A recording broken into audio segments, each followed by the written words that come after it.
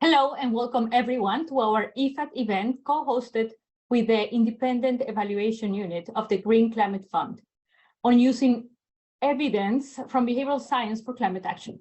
This is one of 17 events at the 2023 United Nations Behavioral Science Week organized by the UN Innovation Network. Before we start, I would like to remind you that today's event is being streamed and recorded.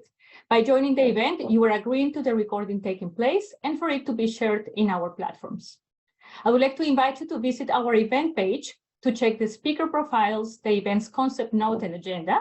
Julia is sharing with you the link in the chat box right now.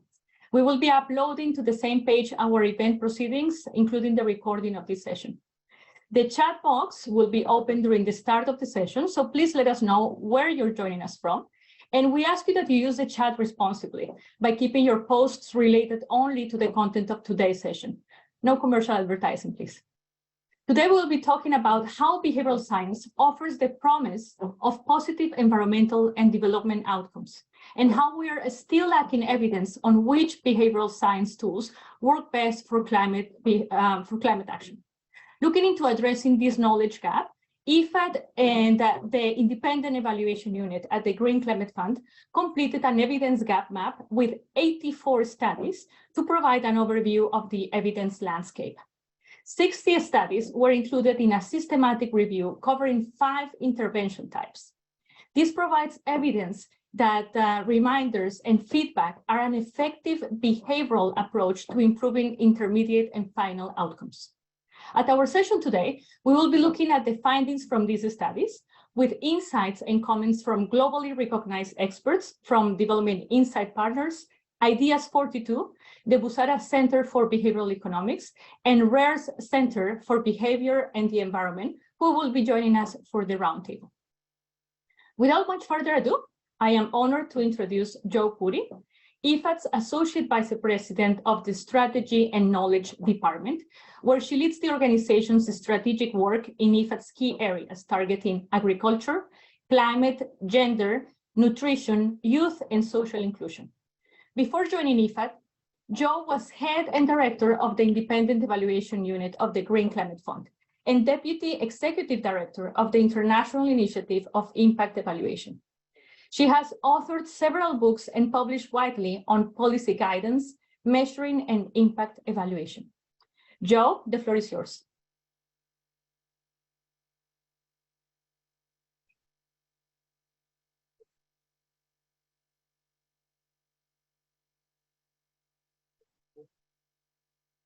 Do we have Jo with us? Not yet, Gladys. Maybe you can start with the second panelist. Okay then. Thank you. So we will move now to the thematic, to the keynote speaker. So I'm very pleased to introduce today's keynote speaker, Andreas Heumann, head of the Independent Evaluation Unit at the Green Climate Fund. Andreas' extensive experience includes designing impact monitoring systems for large research for development projects and developing alternative evaluation methods. Prior to joining the Green Climate Fund, Andreas was responsible for strengthening the monitoring and evaluation capacity of the Center for International Forestry Research. Andreas, over to you. Thank you. Thank you, colleagues, and thank you for so many colleagues joining us here virtually. It's an extreme pleasure to be here with you and introduce some of the work that we've done together, as said here, between IFAD as well as the IEU of the GCF, the Independent Evaluation Unit of the GCF, with regards to our work on behavioral change. Look, it would have been a challenge to speak right after the VP Jo Puri, not only because of her excellent track record at IFAD, but also on her time spent with the Independent Evaluation Unit as former head. So without going into too much details on the behavioral front, I'd like to share with you 3 motivations that we had as the Independent Evaluation Unit here to work on evidence reviews, and in particular, in this instance, to work on an evidence review on behavioral change. So there are indeed 3 motivations that I want to look at today. So one is rigorous evidence and impact. The other one is evidence synthesis. And finally, transformation. So you see here in front of you, in this very slide, the first of the three motivations that we've got, the rigorous evidence and impact. As you may be able to imagine, the Independent Evaluation Unit at a fund like the Green Climate Fund is all too interested about rigorous evidence and the question of how can we show impact in the work that the Green Climate Fund does. However, when looking at this question, you'll find yourself challenged by several sub-questions with regards to where does that impact come from? How can you look at that impact, and how do you know that this impact is truly coming from you and can truly be attributed to the work and to the financial support that's provided by the GCF. So there are often questions like, did the program cause any change? And that is one of the basic questions that one would ask as an impact. Would the change have happened anyway? So the question of, well, if you weren't there, there was anyways something going to happen. So was this something that could be attributed to us? The third question may be here to represent a little bit on the question of how much has it actually changed. So if a program caused a change, how much would you have attributed to this change? And lastly, also the question of, are there any other ways of getting to the same effect? So these are clearly motivations and questions that you have to say, okay, we need to find a way to evaluate the impact of climate change preventions, and for that we need rigorous evidence. But while a single project evaluation or an impact evaluation may shed some light to this, most often it doesn't allow us to generalize about effectiveness of certain interventions. So one could say, we don't know what the others have found. Which brings me to my second slide and the second question that I've got with this. Yes. And that's the question of evidence-based, right? And to be really truly evidence-based in an organization, we think it requires a very collaborative evidence synthesis approach. What I mean by this is that when we look at traditional reviews, we find that most of these reviews create biases or are introducing certain biases or based on certain biases, some of which are here labeled in this list in the middle. That is, for instance, a selection bias, a bias of what studies have you selected, as well as a lack of comprehensiveness, a publication bias. Have you looked at a gray literature or literature in the project teams that's not necessarily published? A question of no transparency, a quality type of bias, and many others. And these can lead to certain gaps in geographical knowledge, in thematic gaps, and distribution gaps. So on the right-hand side, just to illustrate you a little bit here, what we were talking about when we did this evidence review, we were looking at how can we first look at the gaps that exist in evidence. We call that, generally speaking, an evidence gap map. I know my subsequent speakers will speak about this a little bit more in detail, but I wanted to bring you this nice diagram here on the right to illustrate a little bit that there are very different methods of going about creating an evidence base and a robust evidence base where you can look across the evidence and synthesize across the evidence.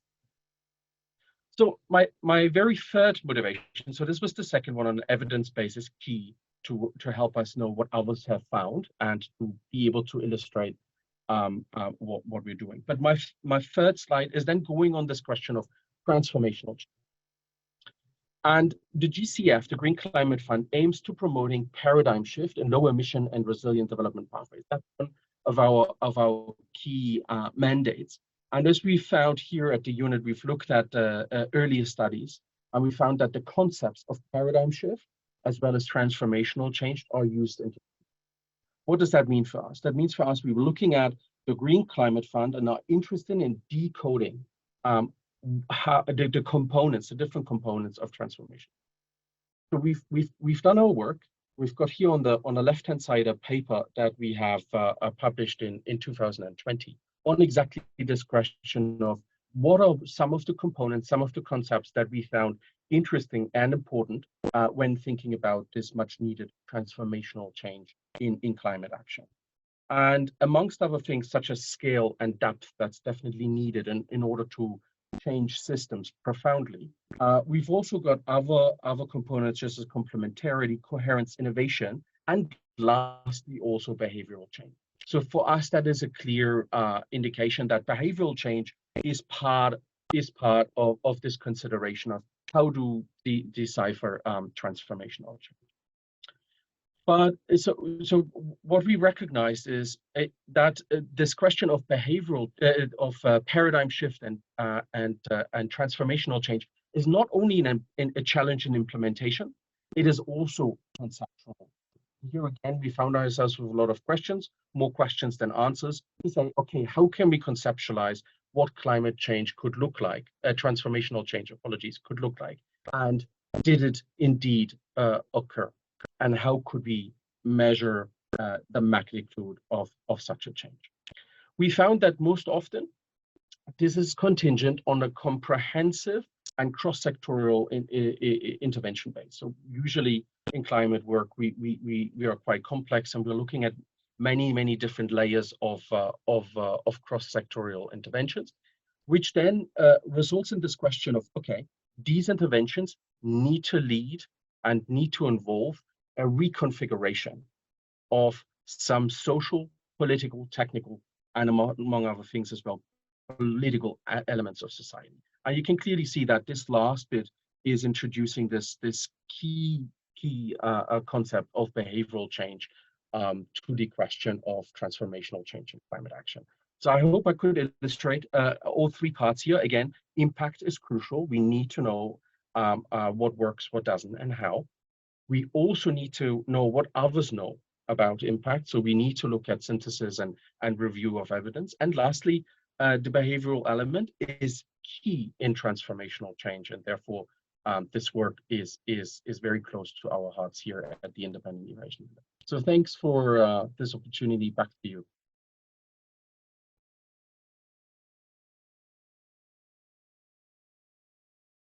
Andreas, thank you so much. I'm going to try to go back to Joe. Joe, we had already introduced you, so I don't want to take any more time away from the presentations. Let me just give the floor back to you.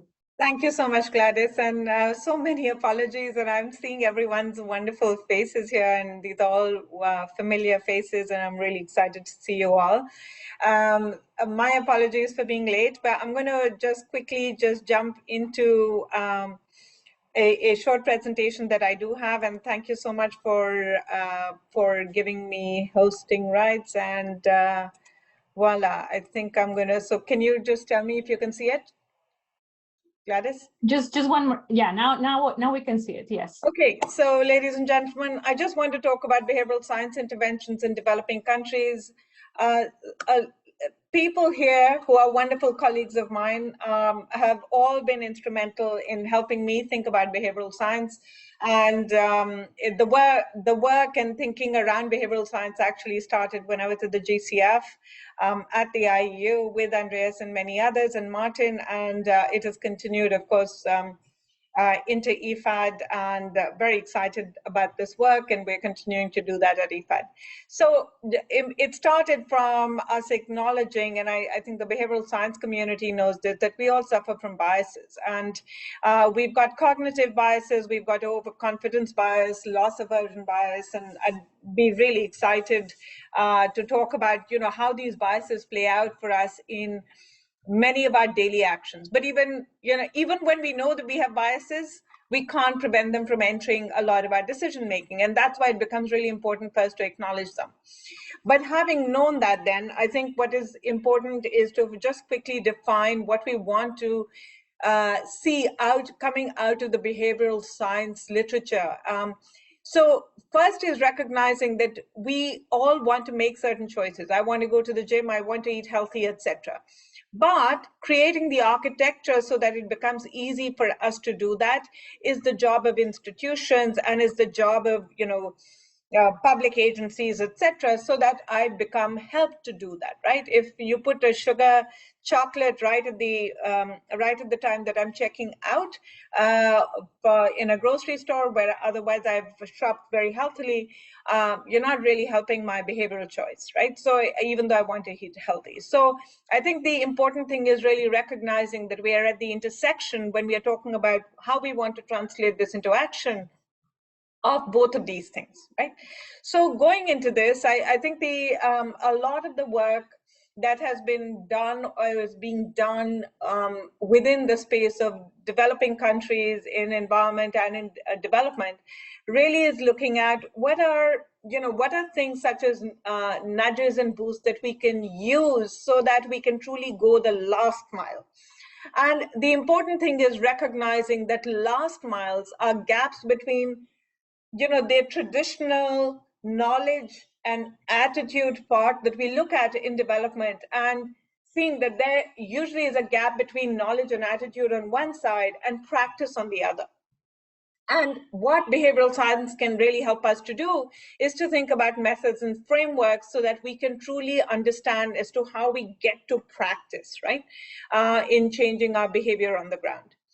So overall, I think the important thing is that recognizing and acknowledging that decision-making is not always rational, but we can start to close a large part of our last mile gaps by addressing these cognitive biases that we have in our minds. And for public institutions such as IFAD, such as GCF, we can enhance the effectiveness of our investments on the ground by also seeing as to how we can incorporate behavioral science related interventions in this last mile so that they truly lead to change in behavior, right? But the important thing is here recognizing that there is a difference between interventions that lead to behavior change in a larger behavior change space and behavioral science related interventions. And the way I distinguish is that really anything that is behavioral science related should not lead overall to a big change in our payoff. So anything that's monetary over and above a very minuscule payout, etc., would not count as a behavioral science intervention. So using that, I think then thinking about what are the sorts of approaches that can help us close the last mile gaps, recognizes that we should be doing a whole host of things before we identify these. We should be doing the context-specific work. We should be doing mental models to understand possible barriers and enablers. We should be thinking about, well, what are the sorts of nudges, boosts, reminders, etc., that we could be using, and then testing them. As Andrea said, we have to think about testing and then seeing as to what works, what doesn't for whom.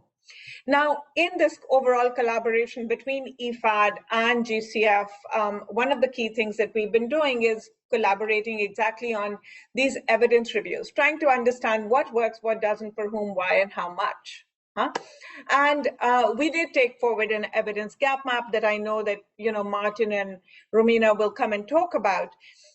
We started to put together, we created a framework of understanding where is evidence located in developing countries that can help us understand what works, what doesn't, for whom, why, and how much.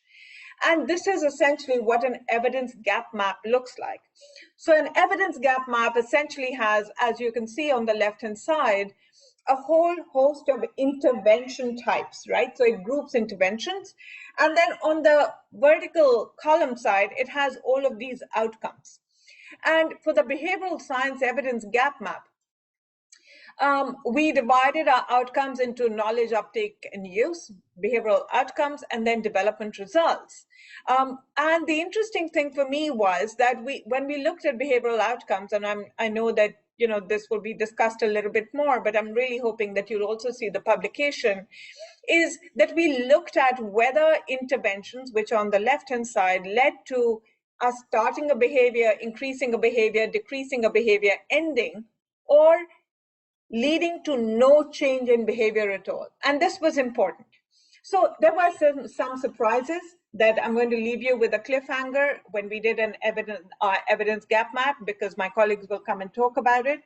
But in what came out for the GCF, and this work started where we started to think about it when I was still there, is that there is a lot of potential for the GCF and definitely for IFAD as well. So this is not a finger pointing exercise. To incorporate behavioral science interventions so that investments can become far more effective. And this is something that I'm bringing with me to IFAD as well. But importantly, neither nudging nor boosting were mentioned in funding proposals at the GCF. We looked at incentives and several other behavioral science interventions in GCF proposals. But I think going forward, recognizing that behavioral science is important if we want to see behavior change. I see that my time's up, but just give me a minute. Is essential for especially adaptation and cross-cutting projects is very important. And we also studied case studies. So I'm not, to understand as to where these things could potentially come in. And I think my co-author on that specific study, Cornelius, is also here. And I'm hoping that you'll get to all talk. But the important thing is that we went on to look at a systematic review where we identified 68 studies which looked at feedbacks, reminders, salient communications, and experience design, as well as goal-setting interventions in the systematic review to try and understand whether they were effective or not in bringing about a change in behavior. And this is my second last slide. I think the interesting thing, and this is from global evidence, right? So across developing countries, we found that feedback was the most effective intervention type, especially for electricity and water consumption. Reminders were comparatively effective on acquiring knowledge, but the other types of behavioral science interventions, we could not find robust evidence on their effectiveness. And here, I think, our key conclusion, if you really wanted to take away a headline message, was that clearly we can use feedback interventions and reminders to influence resource consumption. So this becomes really important for climate change and, when we are looking at resources and their use. But the caveat is that it is important for us to look at and really build a bigger body of research to understand how long these behavioral changes stay. So the duration of the effects of behavioral interventions are still unclear, and that's definitely an agenda for the academic community. Thank you so much. Thank you so much, Joe, and also Andreas, for both your presentations. And looking at the systematic review, there is one more thing that I hope Martin and Romina will be addressing right now, which is the lack of that robust evidence in developing countries, and how we can really use this research and evidence to improve our decision making for both investments and the projects. So moving on, I'm delighted to present our thematic talk speakers, Romina Cavatassi and Martin Prowse. Romina is currently on loan from IFAD to the Food and Agriculture Organization of the United Nations, or FAO. There, she's a senior economist in the Inclusive Rural Transformation and Gender Equality Division. She also contributes to evidence-based policies and strategies for climate adaptive, social, inclusive solutions. And she used to work at IFAD in the Research and Impact Assessment Division. Martin Prowse is evaluation specialist in the Independent Evaluation Office of the Green Climate Fund. And Martin was also the task lead for the IEU's evaluations on GCF's adaptation portfolio. Martin is also an editor on the European Journal of Development Research and supports IEU work on behavioral science, evidence reviews, and impact evaluation. So Romina and Martin, over to you. Thank you very much, Gladys, and thank you for organizing this.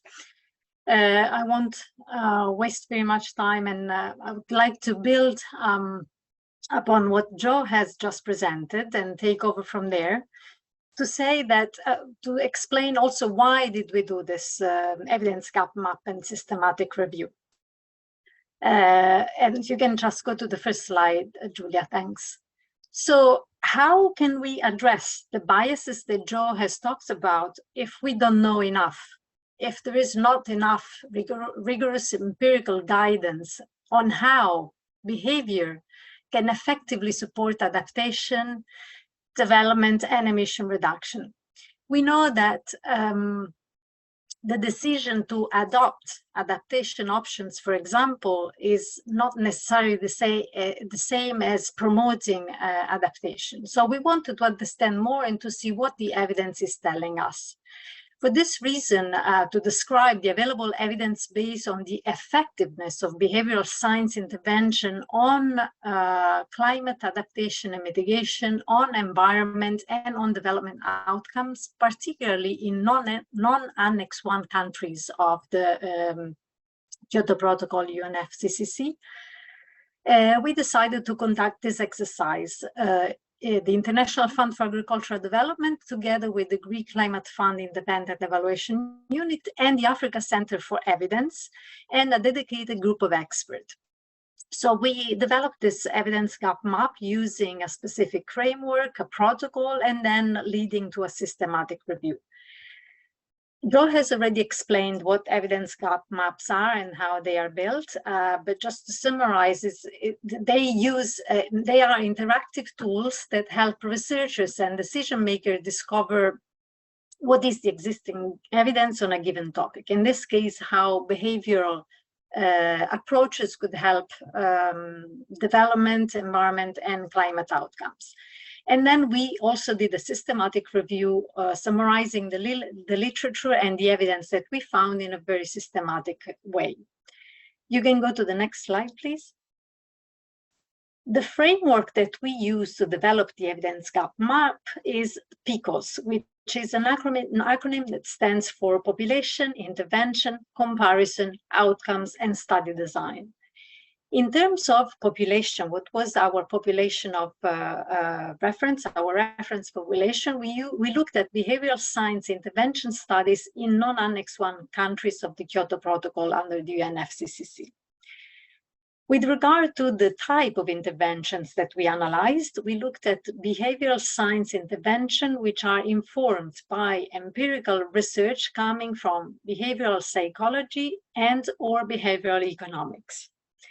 So empirical research coming from these types of intervention. In terms of the type of studies that we analyzed, we use the comparison logic. That is, studies in the AGM, we considered evaluation studies that clearly identified two experimental groups. On one side, a treatment group that was exposed to the intervention, and on the other side, a control group that did not receive the intervention. For the purpose of establishing the impact of the intervention, what were the impacts that were generated from the intervention. This goes back to what Andreas explained in terms of attributable impacts. In terms of outcomes, we looked at a number of different types of outcomes, mainly summarizable as knowledge outcomes, uptake and use outcomes, behavioral outcomes, and development results. Finally, in terms of study design, we use all studies that had a causal inference approach. So substantially, we looked at impact evaluation and systematic reviews in the AGM that we conducted. Very briefly, on your right-hand side, you see the steps that we took, and from an initial record of publications and evidence of more than 40,000 publications. After the screening, the inclusion and exclusion criteria, we ended up with 84 studies included in the evidence gap map and about 60 in the systematic review. Next slide, please. So the PICOS approach fed into our theory of change. The theory of change is what we use to analyze, to conduct the evidence gap map. And as you can see from this slide, it is clearly divided into three distinct parts. The first part is the behavior that we analyze, the types of behaviors. So first of all, the behavior science intervention, which lists substantially the checklist, social norms, priming, reminders, all that was used to trigger a change in behavior. Then in the third column, you see the behavior results that also John mentioned. So we looked at whether this started the behavior, decreased the behavior, increased the behavior, stopped the behavior, or made no change in behaviors. Going through the mid column, the second column, which are the mechanisms of behavioral change, which we also analyzed. After this behavioral analysis, we looked at development types of results that were the type of sector in which this behavior was implemented. So was it water, agriculture, natural resource management, energy, or education? And then what kind of development results it generated. And you can see the list of typology of development results that we took into consideration. Finally, and most importantly, we looked at what kind of impacts they generated, and the types of impacts were divided into human types of impacts, so changes in human well-being, in the socio-ecological system, or in adaptation and mitigation. So applying this theory of change, we found that what Martin is going to tell you next. So I'll leave the floor to Martin. Thank you very much, Romina. And also thank you, Andreas and Joe, for the introductory remarks and summarizing the presentations that Romina and I, and then the panelists later will also cover. So as Romina explained, the search strategy returned over 40,000 records. And from these, we identified only 131 studies to review at the full text level. And this really highlights the limited amount of causal evidence on behavioural science interventions in developing countries that, based on the inclusion-exclusion criteria for this particular review. The final set of studies were included in the evidence gap map, numbered 84 studies, and Joe's illustrated these in the interventions in rows and outcomes in columns. And from these, we highlighted 68 studies to include in our systematic review, and we refined these down to 60 studies in total. And we highlighted key intervention outcome combinations that had saturated causal evidence to aggregate effect sizes and to find out which interventions work across contexts and with larger sample sizes. And these included reminders, so these interventions involved messaging in a timely way to call people's attention or encourage them to take certain actions. And there were 23 studies that were included within the 60 for the systematic review. Feedback, so this provided information tracked over time about behaviours, and we included 18 studies within the systematic review. Salience of communication, which improves the ease and accessibility of adopting behaviours by making information and choices more prominent and relevant. Salience in experience design, so this focuses on how individuals interact with the physical or their digital environment, and also goal setting. And so these are the intervention types. And in terms of the outcomes, we found that the most common outcome areas were either taking part in an intervention or knowledge of the intervention. And the other outcome areas that had a large number of studies included the acquisition of knowledge and the change in attitudes. So of these 5 different intervention types, we focused on the 5 intervention types highlighted in red here, and we didn't look at micro incentives and we didn't look at commitment devices, mainly because the interventions were so diverse that it was quite clear early on it would be quite challenging to have a saturated number of studies within a specific intervention outcome combination. So next slide, please. So in terms of our meta-analysis, we focused on very specific intervention outcome combinations. So the most effective intervention type, or one of the most effective intervention types was on feedback. And here, particularly in relation to electricity and water consumption. And here, from the 18 studies that we highlighted in the systematic review, only 5 of these studies focused on electricity and water consumption. And here we found an overall pooled effect size of 0.26. And a similar pattern emerged for reminders. So here our outcome area was specifically on acquisition of knowledge. And here we found an overall pooled effect size estimate of 0.87. So we use the effect sizes based on standardized mean differences, Cohen's D, and if the sample size is very small, then we use an alternative measure, which is Hedges D.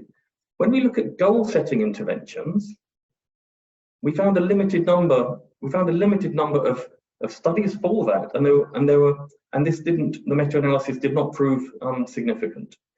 For salience, both experience design and communication, the diversity in intervention types and outcomes didn't allow us to do a rigorous meta-analysis. And so what's interesting to observe is that the effective interventions that we highlighted, feedback and reminders in particular, focus on when decisions are made. And these types of interventions aim to encourage socially positive choices by intervening at key moments. Next slide, please.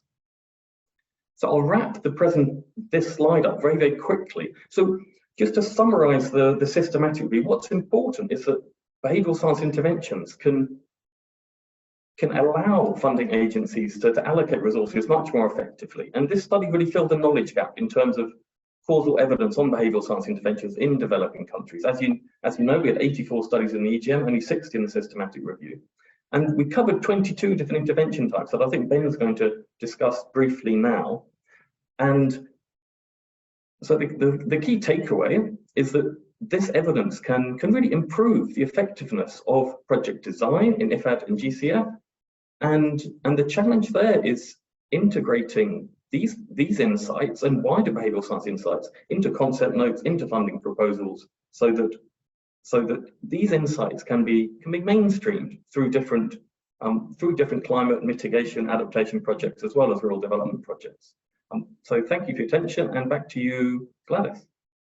Thank you so much, Romina and Martin, for sharing with us the findings, the conclusions, and also the recommendations of the studies. Let's move on now to the roundtable. So joining us at the roundtable today are Benjamin Curtis. He's a behavioral scientist and principal consultant at Development Insights Partners.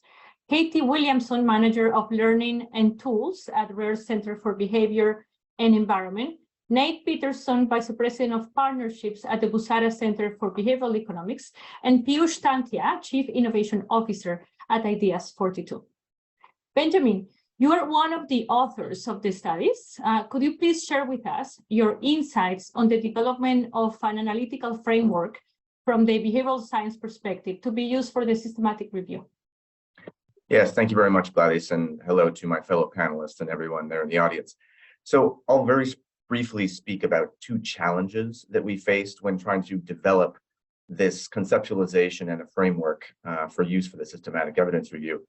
The first challenge was that we had to create a framework that could be used by the coding team. So the leadership team of the project did some of the coding, but to actually process all these studies, we had to develop a framework and develop a team that could actually look at all the research. The second challenge I'll talk about very briefly was how we had to puzzle out some of the behaviors in the research literature that were most relevant to the climate change outcomes of interest for the review. So first of all, in terms of creating the framework, how we did that was we kind of had some idea of what interventions we might see, scanned some of the relevant literature to see what would be out there. We cobbled together some other frameworks of interventions that existed, and then created this one that we thought would work. It included categorizing and defining likely kinds of behavioral interventions that we would see that had been tried and tested in the field, such as checklists, micro-incentives, identity priming, reminders, etc. But the approach that we had to use was to make this understandable and as frictionless as possible for the coding team, because the coding team were not all behavioral scientists, because they had to comb through this literature and then classify the interventions into, as you saw in the theory of change slide that Romina presented, how, why, who, when, and which. So these are the categories of interventions that we developed. Those related, for example, to how is the choice made? In other words, how do you alter the process of decision-making to encourage certain kinds of decisions?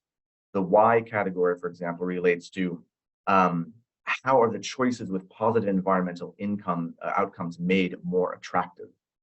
Or who, the who category, that's about how can you identify the levers to influence decision-making process via identity.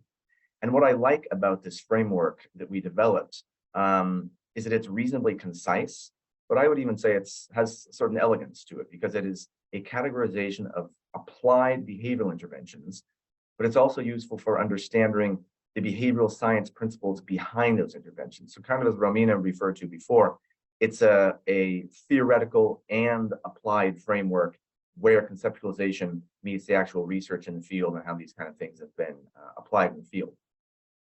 The next level of analysis that we had to do was to kind of zoom out a little bit, and that was to identify the behavioral mechanisms of change. Here I'm talking about the levers that you're operating to try to influence the behavior. So for example, again, process interventions to make certain choices easier, or influencing at certain timely decision points, altering the choice set, for example, classic choice architecture. And the idea here again was not only creating a theoretical structure that would work for the coders that you could use to kind of apply through all this research that we were reading, but also, as I said, conceptualizing how the kinds of behavior change we were interested in might be brought about. So from there, and kind of an application of that, let me discuss briefly the second challenge, which is how we identify behaviors related to adaptation and mitigation. Very little of the research specifically addressed the review's interests in mitigation and adaptation as the review defined those outcomes. So how would we translate the specific behaviors in behavioral science research into the outcomes of interest? I'll give you a concrete example. There was relatively robust research evidence around encouraging savings in low and middle income countries. So we had some lively... Ben, I'm Yes? going to ask you to wrap up because we are running out of time. Okay. So what I will just say is we agreed upon certain ways of analyzing the relevant behaviors that we could reasonably claim related to adaptation and mitigation as they were defined in the theoretical framework. Thank you very much. Thank you so much, Ben. Apologies, I had to cut you off. Now, Katie, you are also part of the engagement committee, providing inputs for the evidence review. In your experience, how does applying behavioral science make our climate and environment interventions more effective? And what approach or tools can others use to do this work on their own? Sure. Thanks, Gladys. Thanks, everybody. I'm going to just share a few slides just from RARE's experience, and I think it supports a lot of what was found in this review. I'm just going to share that real quick and share some examples here. So thanks again for having me a part of this roundtable today. I'm joining from RARE's Center for Behavior and the Environment. We're a leading behavior change organization in conservation and working on climate and a lot of different environmental challenges, and working a lot on community-led behavior change programs in many countries around the world. One example that I want to spotlight that's just an example of how we're applying behavioral insights into these climate adaptation and mitigation programs is from a program within our fisheries program here at RARE around fishing for climate resilience, and was really working to mainstream ecosystem-based adaptation approaches into the small-scale fishing sector. As I'm sure many of us know, the fishing communities are among some of the most vulnerable to climate change due to impacts on coral reefs and seagrass and mangroves. And so this was a project that was implemented across a number of partner communities and local governments in the countries such as the Philippines and Indonesia and Micronesia. A technical solution that we were hoping to gain adoption around was managed access and reserves. And so this is a fisheries management system that pairs sustainable use and protection of coastal waters to benefit people and nature. So communities co-manage the areas in return for setting aside reserves where no fishing can take place. And so how do we go about doing this as a behavioral solution? So our fisheries program at RARE called Fish Forever is really incorporating these behavioral insights and behavioral science into all aspects of its programming to really boost the effectiveness of this community-led management. And so there's a series of core elements such as community engagement, effective management, using really solid data, innovative finance, policy and governance, all of these things working together to support this management approach. and also help communities adapt and cope with these different climate threats.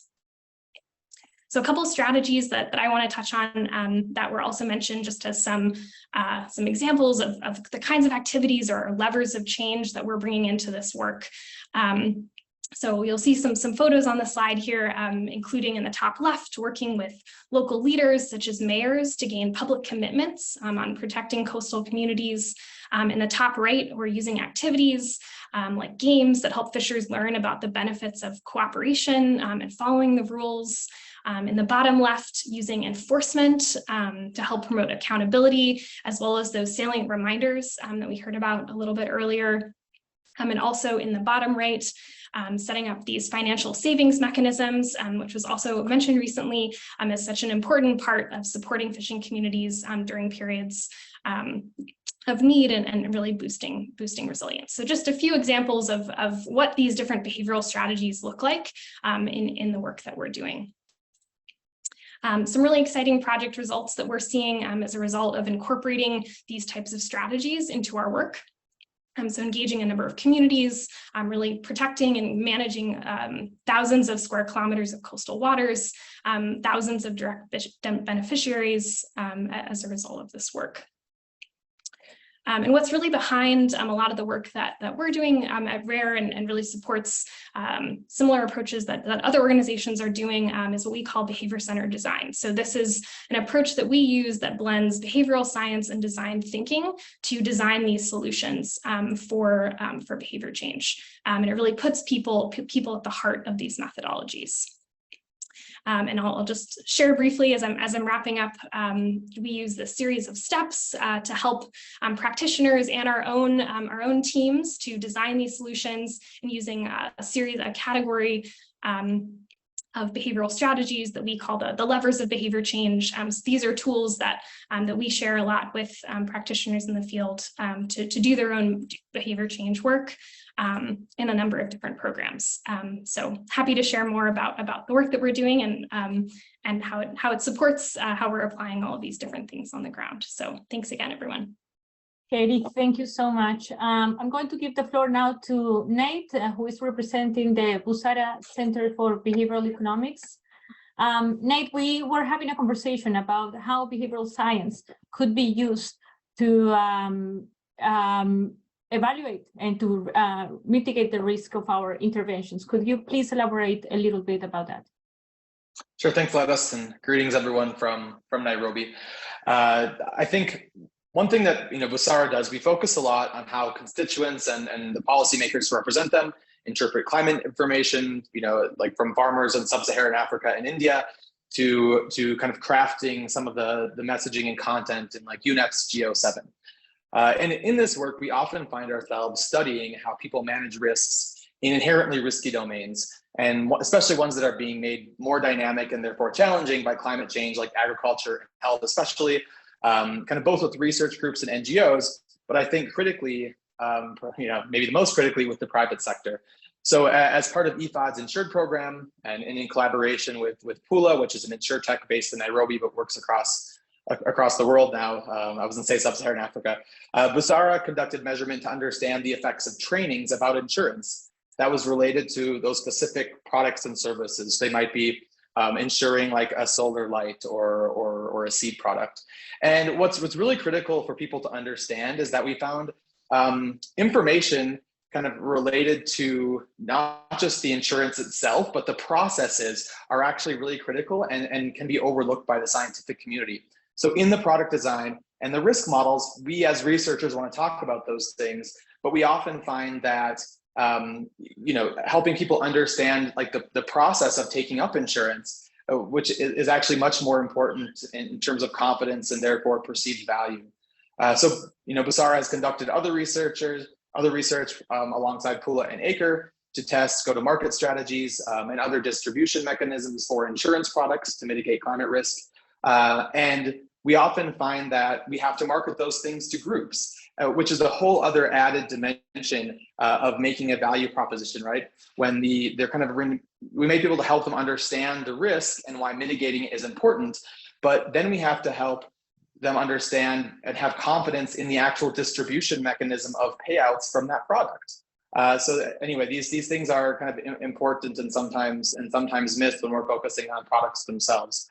And so we find usefulness of Busara's work in behavioral science in eliciting mental models of risk. So such as, kind of understanding how people are perceiving causalities, as well as in the prioritization of mitigation strategies. If you're trying to help them mitigate agricultural risk with an enhanced seed product, but health risk is actually the thing they're most concerned about, and having their labor available to even work, we need to frame that and be conscious of their prioritization of the risks they're thinking about.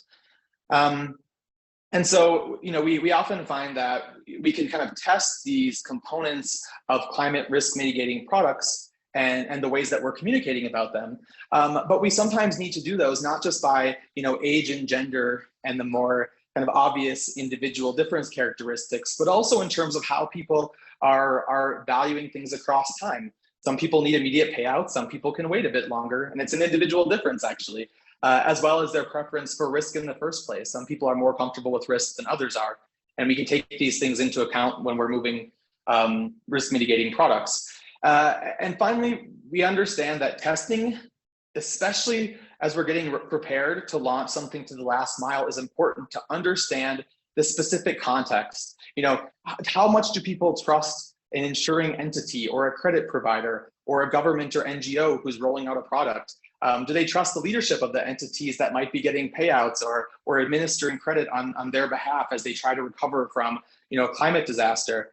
It's really important to understand where people are perceiving the problems, and it might not just be the problem that we're focusing on, which I think is my takeaway message here. And it's especially important when thinking about the last mile, that with low income and rural people, that bundling ends up becoming necessary. We have to understand, like I said, agriculture and health risks, for example, together. And this is my final point, which is that climate change is presenting a very unique risk structure for people cognitively.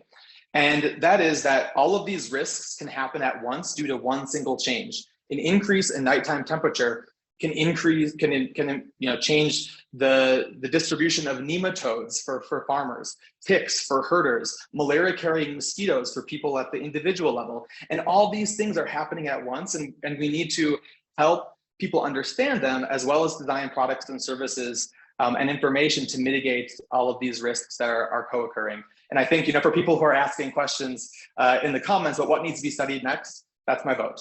Thank you. I completely agree with that, Nate. Thank you so much for that presentation. Very, very interesting. Let's move on now to our representative from Ideas 42, Piyush. Ideas 42 and IFAD have been working together in several initiatives. One of them is under the IFAD Innovation Challenge. You helped us both to design the IFAD Innovation Challenge, but you have also been providing technical assistance to the teams in making sure that behavioral design is incorporated in the projects.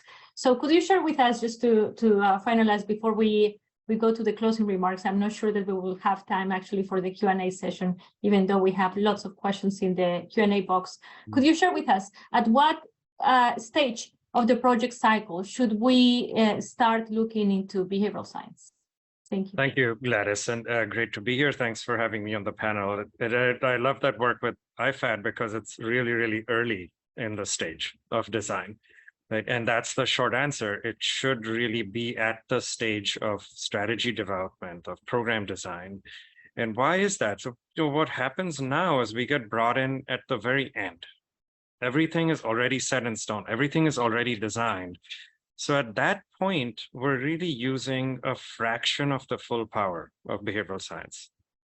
Right? And that's because all we can do is change things at the margin. We can maybe add an intervention, a reminder, plan making. We can maybe add a little bit of feedback. But the real power would be if we could go back to the beginning and say, okay, what in the strategy is going to cause a behavioral issue? Or what in the strategy is good and will be a boost? And can we enhance that in the strategy itself? What can we change in the system? Like what needs to be changed in the system that might be causing a behavioral issue? It's a very different way of using behavioral science. It's using it to understand what's happening in the situation and how it's affecting people.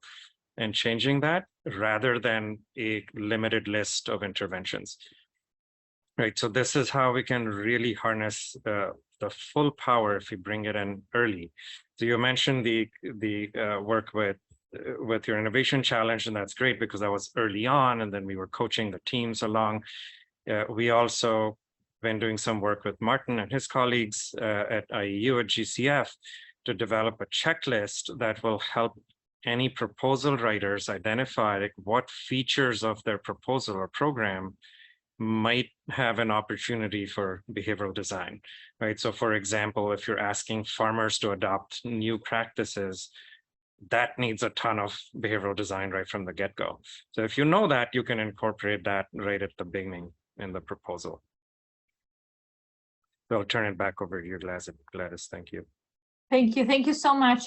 In all fairness, and if the audience is patient with us, I do not want to leave without giving the floor to the audience. So forgive me, we're going to be running a little bit over time, but let me just take our most upvoted question in the Q&A box. So John, and I'm sorry, John, I'm not going to pronounce your last name because I don't want to embarrass myself. What would be the makeup of a well-thought-out behavioral applications in private sector interventions for climate adaptation and mitigation technology adoption? What would they look like? Who wants to take the question?